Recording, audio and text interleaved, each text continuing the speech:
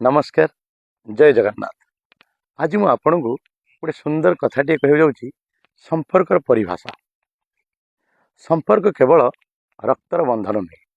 संपर्क होउची दुईटी हृदय मध्य विश्वास एक अदृश्य सेतु।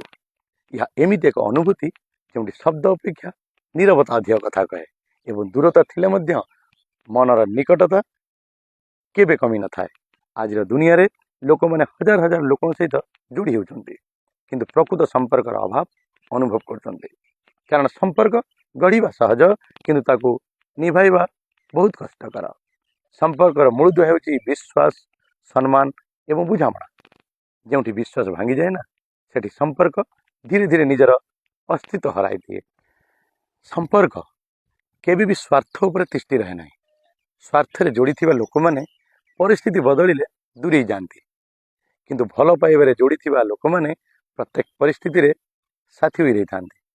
सत संपर्क सेटा जेउठी भूल बुझामणा आसिले मध्य कथाबार्ता बंद हुए ना बर समाधान पथ खोली जाए। जीवन में धन संपत्ति पदमर्यादा सबकि मिल पारे किंतु एक भल संपर्क मिलवा भाग्यर कथा।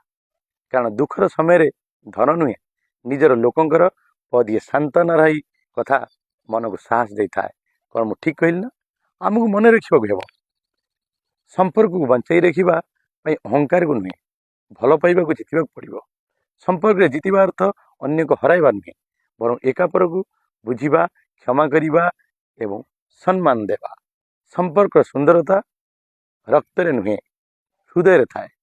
जो विश्वास सम्मान और भल पाइबा अच्छी से संपर्क सदा सबुज हो रही। संपर्क गोटे फूल परी जत्न समय और भल पाइबा मिले ना महकी उठे। अवहेला हेले सुखी जाए। कौन मुझे ठीक कहली ना? जदि आपको मोर कथा पसंद लगे ताले वीडियो गोटे लाइक आ कमेंट माध्यम जन। जय जगन्नाथ।